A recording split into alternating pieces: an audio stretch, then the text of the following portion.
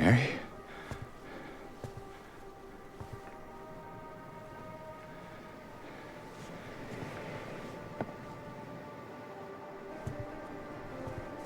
No.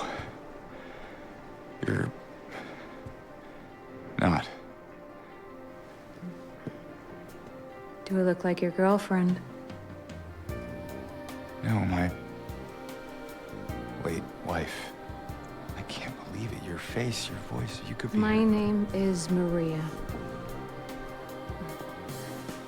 I don't look like a ghost, do I? See? Warm. Sorry, I got confused. If I were to ask you, what comes to mind when you think about Silent Hill? I'd be willing to bet that among words like rust and flesh, you would probably say fog. And for good reason too. The fog is core to the identity of Silent Hill. It dates back as early as the first game in the series. Back then it was just a clever trick to save on processing power, since the game didn't have to render anything behind the fog. But it served a narrative and aesthetic purpose as well. It made the player feel lost and isolated. The fog played on the same fear as the fear of the dark. The fear that something dangerous could be waiting for you, just ahead, just out of sight. It's the same vibes, really. But what I want to explore is how much that has changed. Does the fog serve the same purpose in the modern era of games? I think the best way to answer that question is to boot up the remake, remove the fog, and see what changes. Now, before we get started, a brief visual guide. In our unmodded gameplay, we will have our regular James all normally dressed, while in our reduced fog footage, James will be wearing the dog Mira mask. Get it? Got it? Let's go. Part 1. Visual variety. The effects of the fog are visible as soon as you first get control of the camera. Look at the water down by the lake. See how the texture visibly repeats? Texture repetition, tiling, or visible tiling, however you want to call it, is the bane of any level artist. When you're trying to present a realistic environment and then the player sees a repeating texture, they are reminded that they're playing a game, which runs the risk of breaking their immersion. So artists tried their best to hide repetition however they can with whatever they can. The fog is just one of the many tools that the devs use to alleviate repetition. For a non-fog example of this, take a look at this brick wall. There's a visibly repeating texture here too, but it's been covered with foliage and painted over with moss. You can see the same texture being used just a few feet away, the tiling clearly visible, but because this wall is behind fog during regular gameplay, you'd struggle to see the repetition. If we look back to the lake and turn the fog back on, you'll see that the repetition doesn't fully disappear, but instead becomes much harder to see. Let's jump ahead to the canal section of the intro for another example. If we walk right up to the fence and look down at the water, you can probably spot some tiling through the fog. But watch what happens as we move left. Not only does the fog become thicker, but new visual elements get introduced, forcing the player's attention to shift. There's the fence and the concrete walls in the foreground, the branches in the water, and the holes pouring water in the background.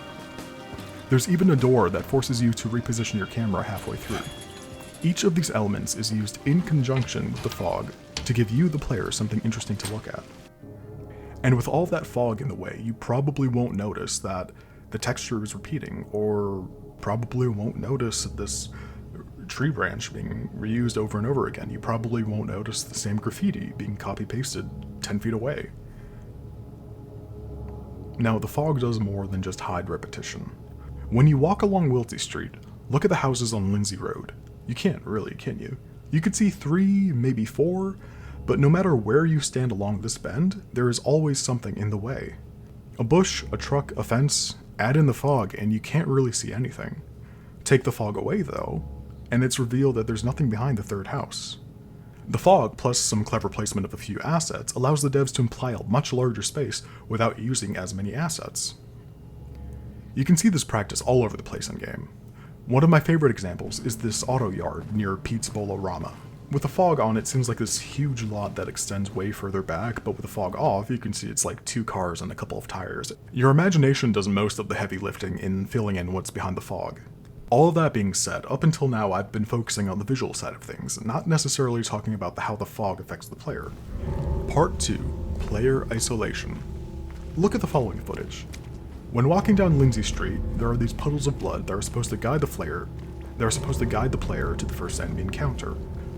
With the fog enabled, these are pretty hard to miss. Paradoxically, if you remove the fog, these are way harder to see. The fog limits your visibility to just a few meters. This fundamentally impacts how the player navigates the world. Since your depth of view is so limited, your eyes lock on to what you can see, which is just the ground and the walls of the buildings around you. But when we remove the fog, navigation becomes effortless. Your eyes are no longer glued to the floor, they move up towards the horizon. And when you can see that far ahead of you, enemies become far less threatening. During normal gameplay, the player is expected to advance cautiously because you never know what's going to be waiting in the fog, just out of sight.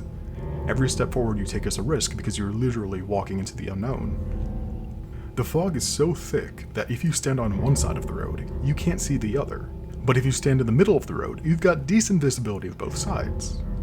However, enemies like to hang out in the middle of the road, and they are far more likely to aggro against you than if you were to stick to the sidewalks.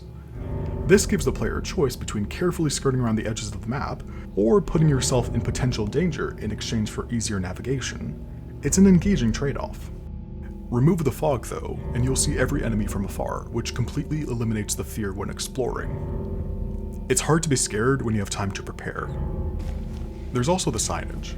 Scattered throughout Silent Hill are these road signs. Sometimes they're supposed to guide you, and other times they're supposed to unnerve you, because their bold colors stand out in the gray fog. Your eyes are immediately drawn to these signs, and even if you don't register what they mean in the moment, subconsciously you'll remember it.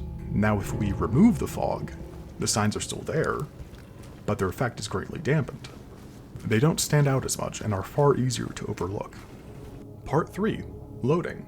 Believe it or not, and I don't see why you wouldn't, the fog is used to load assets. I'm happy to report this practice is still being used in modern Silent Hill. Turn the fog off, walk down Cat Street, and watch as all of the high quality buildings pop in. With the fog on, however, the transition from one half of the map to the other half is basically seamless. That's not to say Silent Hill 2 Remake implements this perfectly. There are a handful of locations where the pop-ins are visible with the fog enabled, and the game can stutter heavily when loading certain parts of the map, which ironically kind of defeats the purpose of having the fog in the first place. If there's stuttering, you're doing the fog wrong, but I digress. Part 4. Now originally, I was just going to end the video here. There's really not much else to say. Of course the fog still matters. The remake was built around it. You take away the fog, you break the game. But there are some moments in this game where removing the fog reveals something special. During the introductory hike, the far shore of the lake disappears when you approach the graveyard. The lake suddenly becomes vast. This occurs a few other times, like at Rosewater Park, or during the crossing to Lakeview Hotel. The landscape just fades away, and all that's left is a lake. And it feels weirdly Lovecraftian. Especially when the first shot of the game shows you the shore, and then 5 minutes later, the land magically disappears, replaced by open waters. There is a certain aesthetic, particularly in the graveyard, that just speaks to me. A locked church, sitting across from a sea that shouldn't be.